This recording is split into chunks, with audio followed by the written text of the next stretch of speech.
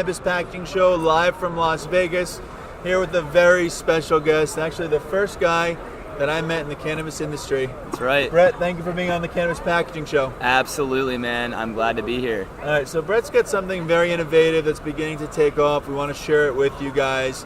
You know, the purpose of the Cannabis Packaging Show is all about showing you the best in cannabis packaging and getting those ideas out to you guys. So PAQ case is something that I think is super cool, super innovative, and it's starting to get picked up by some of the biggest dispensaries.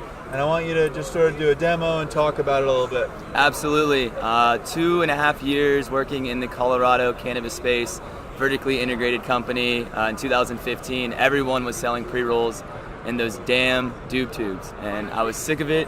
I couldn't stand them anymore. Someone had to do something. You couldn't brand them. Everyone was using them, and I also never saw a multi-case back in 2015 for multiple pre-rolls. So I figured, all right, well, what does a grower need? What does a dispensary need to sell? Pre-rolls in a multi-pack. It needs to be child resistant, and also we heard it needs to be something airtight to keep the odor out, the odor in, freshness in. So I came up with PAQ case. It's a 5 king size compartmentalized pre-roll container. Also has a roach coach compartment, and it's gasket sealed. So it's really been formed by someone that understands the industry, had a lot of help in research and development, and it's really for the functional pre-roll smoker. I like how you hit all the key aspects that we hear all the time that people are requesting in their packaging, and you just nailed right down the list. So well done on this. I think it's very impressive what you guys have pulled off. Appreciate it. So talk to me about, do you see the PAQ case being something that, if I'm a dispensary owner, am I going to put my pre-rolls in the PAQ case as the standard pack, or is this something that I'm going to give as either a loyalty item or maybe sell it at a $5 to $10 retail price point with my brand on it? Absolutely. It's a great question. We designed this to be CR, child-resistant packaging for producers. The difference with us is we're a little bit more premium because we have that airtight gasket seal, which the assembly overseas costs a lot of money to actually put in that O-ring.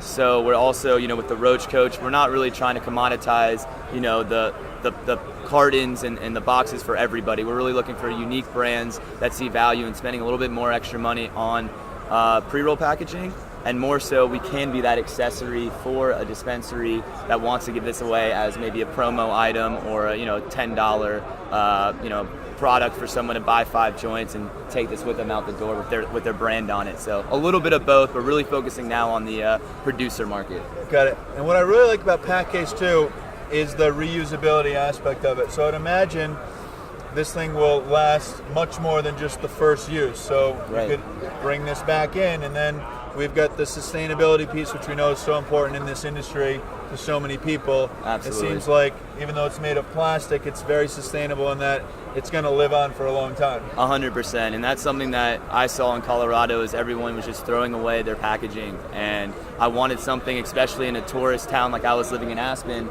People come there, they go skiing, they buy a pre-roll case. I hated to see that stuff being thrown away instead of taking it back home to, I live in Atlanta, to be able to show my friends I went to this badass dispensary in Aspen. It gives that company some serious brand loyalty and brand recognition, nationwide, since this thing will be carried more than just in one town. I love it.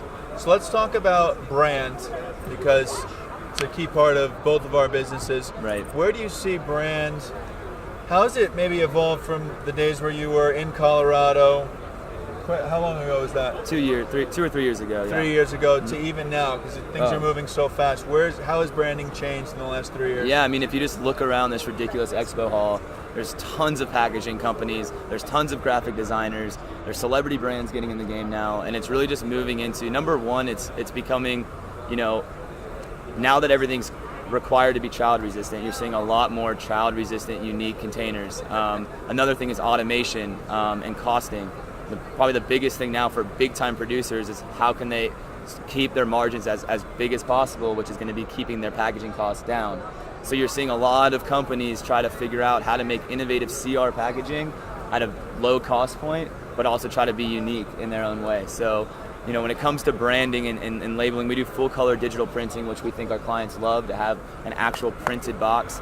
And more so, it's just really trying to create, it's not just a label anymore where you slap it on and you can sell weed because you have it. Now you really have to create some sort of impact and put a lot of money in your brand if you are a producer trying to build a brand. Absolutely. Yeah. And I think it's all about defining what is the brand about? So are you about, I hate to say the word value, but affordable? Absolutely. Or are you selling on the premium end of the market? Absolutely. And I think the packaging solution that you go with will dictate that. So I got a bunch more I want to talk to you about, but we'll have to do it on a future episode because I want to keep these relatively short. But Brett, thanks for being on the Cannabis Packaging Show and keep up the great work. Absolutely. We appreciate you. Thank you, guys. Man. Thank you.